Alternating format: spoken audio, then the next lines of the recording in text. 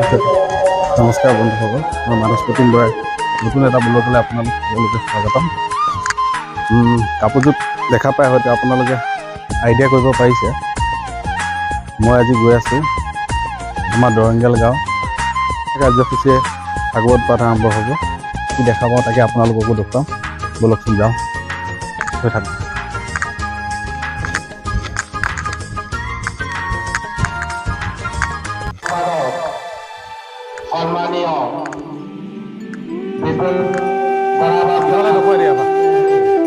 প্ৰথমতে দেখা পালোঁ ধৰ্মীয় ধ্বজা উত্তোলন ইয়াত আৰম্ভ হৈছে।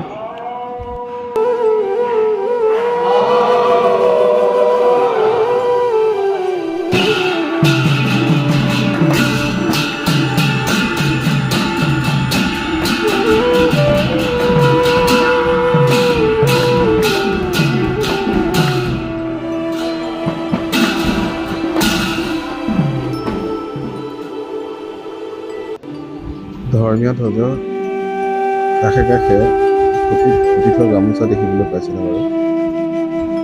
এটা চিন স্বৰূপ নিচিনা হয়। যিমান বছৰ হয়তো অনুষ্ঠান ভাগ হৈ আছে সিমানটা খুঁটি থাকে আৰু তাত গামোচা ৰখা হয় তেনেকৈ।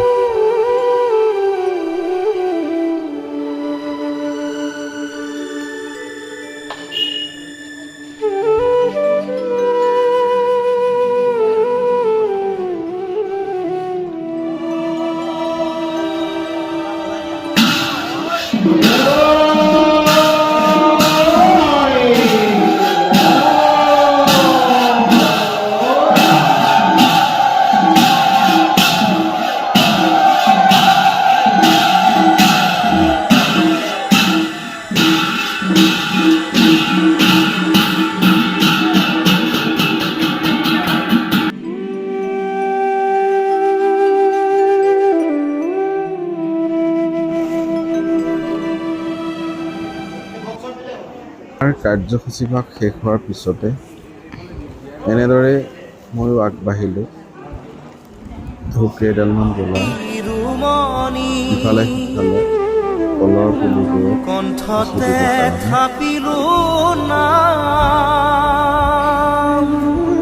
সঁচাই এটা বহুত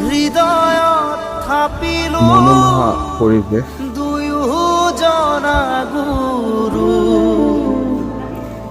যেতিয়াই বিচাৰো ৰাম ৰাম গুৰু আমাৰ প্ৰাণৰে প্ৰাণ।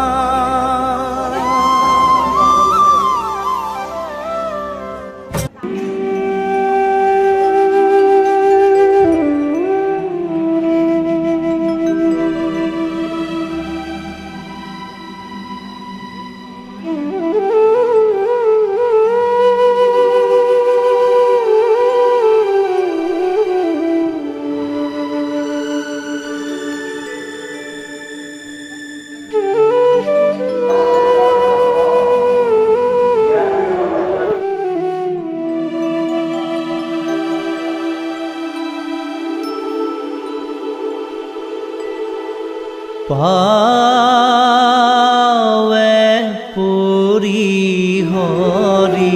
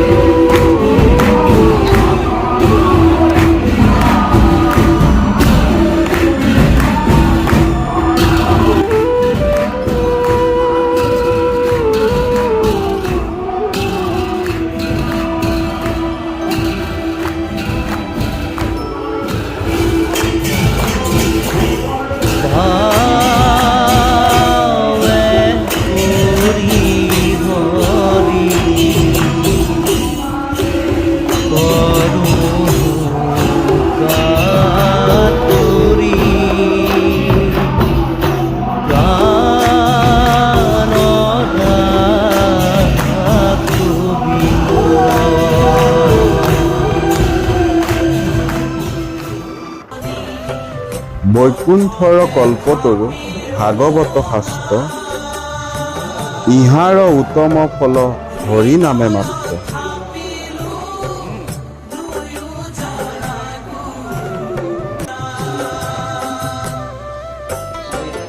ভাওনাতে শংকৰ কীৰ্তনতে শংকৰ শংকৰ দশৰ পাত